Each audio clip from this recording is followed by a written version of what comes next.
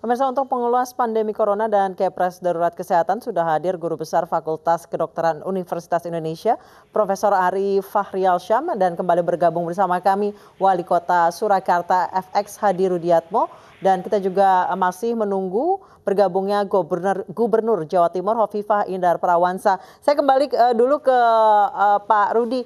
Pak Rudi, di Solo sendiri selain memberlakukan karantina selama 14 hari bagi para pemudik, apalagi Pak yang dilakukan?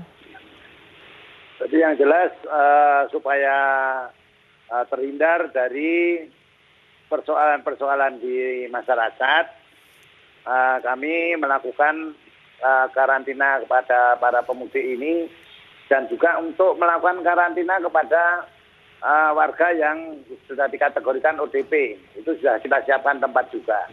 Pak Rudi, kalau untuk mereka yang mudiknya pakai kendaraan pribadi gimana Pak Rudi? Kalau itu sudah kita antisipasi dari awal.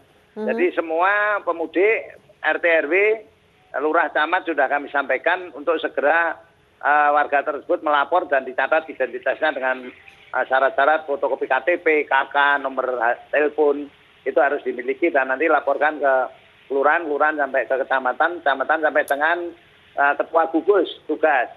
Ini sudah kami lakukan, Mbak, ya, sehingga tidak terjadi persoalan di tengah-tengah masyarakat. Karena kami sudah memberikan sosialisasi kepada masyarakat, tidak boleh melakukan hal-hal di luar batas kemampuan warga masyarakat, tetap harus koordinasi dengan gugus tugas yang ada di Kota Surakarta, yang kita turunkan sampai di tingkatan RT maupun RW. Sehingga ada pemudik yang naik kendaraan pribadi, itu sudah melapor dan sudah kita data sedemikian rupa. Setelah itu kita datangi untuk cek kesehatannya. Dan setelah itu kita paksa untuk karantina mandiri selama 14 hari.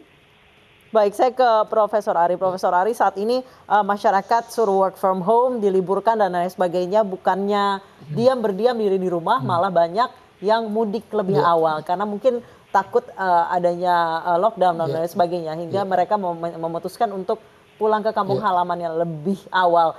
Ini sebenarnya seberapa parahkah untuk menyebarnya virus COVID-19 ini dengan adanya mudik besar-besaran seperti ini? Ya, pertama kita mesti tahu dulu bahwa pemerintah DKI kan sudah melakukan pemeriksaan rapid test ya dari datanya itu ya pada sekitar 10 ribuan itu didapat sekitar 120 orang. Itu range-nya 1-3% tergantung daerahnya. Jadi artinya apa? Ketika ada kira-kira ada 10 ribu aja dari Jakarta, itu boleh kita bisa bilang mungkin kira-kira 300 orang itu positif. Dari Jakarta ke beberapa daerah itu sudah ada 14 ribu. Oke, 14 ribu ya, kita bisa hitung aja tuh 14 ribu berarti ada 500-an tuh yang tersebar ke seluruh wilayah-wilayah tersebut. Jadi ini yang mesti dipahami ya oleh masyarakat bahwa memang Jakarta ini sebagai epicentrum pusat penyebaran dan ketika mereka itu kembali ke daerahnya kansnya itu ada di situ. Oke, dari 14 ribu yang mudik, jika 500 diantaranya positif, bisa menyebarkan ke berapa lagi itu, Prof? Kalau kita lihat bahwa satu orang itu akan menyebarkan 3 orang.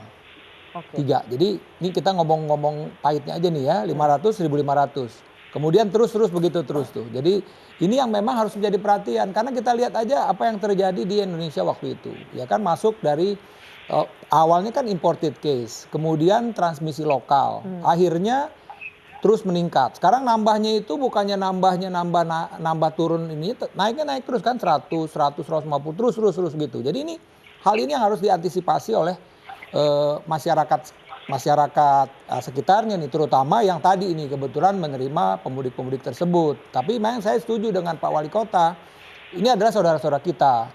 Yang penting adalah diingatkan karena mereka ini datang dari epicentrum pusat terjadinya virus ini di Indonesia itu di Jakarta, maka benar 2 minggu itu dia harus isolasi di rumah.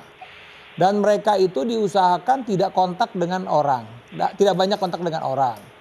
Kemudian yang bersangkutan itu juga diminta untuk menjaga daya tahan tubuhnya. Karena mesti saya bilang, kita juga nggak perlu panik. Kenapa? Karena memang nggak semua orang kena. Kita ambil contoh aja di Wuhan sendiri, yang di pusatnya sendiri itu yang kena kan paling sekitar 60 ribuan. Penduduknya 5 juta. Jadi ada 4 juta sekian yang tidak tertular.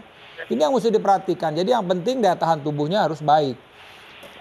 ketika dia ada permasalahan kesehatan, dia harus segera berobat ke dokter. Nah, cuman memang ini Pak Wali Kota yang harus diantisipasi adalah ketersediaan APD, alat pelindung diri.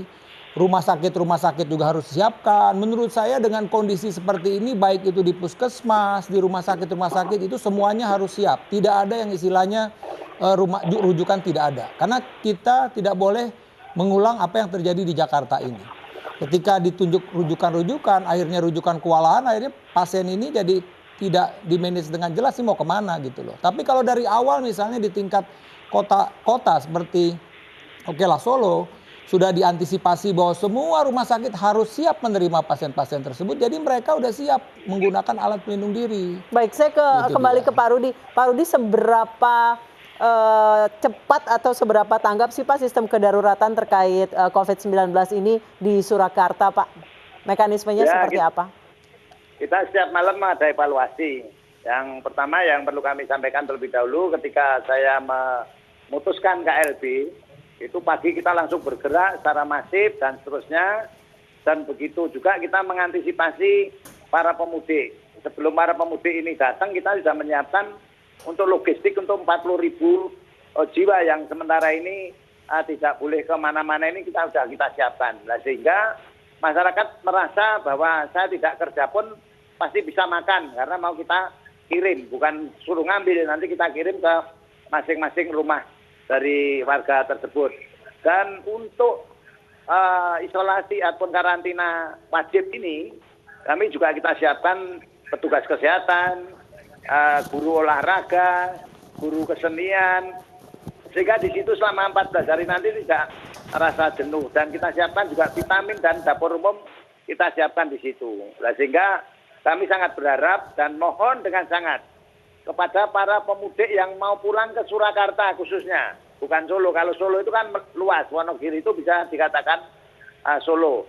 Nah, sehingga kita sudah kerjasama dengan kepala terminal, kepala stasiun, kepala bandara untuk begitu ada warga masyarakat dari Surakarta langsung kita jemput dengan kendaraan bus untuk dibawa ke tempat karantina selama 14 hari ini. Hukumnya wajib. Karena kalau tidak, kita sudah... Kalau tidak ada hukuman nggak Pak Rudi? Ada denda nggak Pak? Ada sanksinya, kita tidak butuh denda. Nggak butuh denda, nanti di tengah-tengah masyarakat pasti akan ada sanksi sosial. Di situ tidak boleh masuk, nanti mau tidur di mana kan begitu. Okay. Dan kita siapkan, kalau mau komunikasi dengan keluarga, kita persilahkan.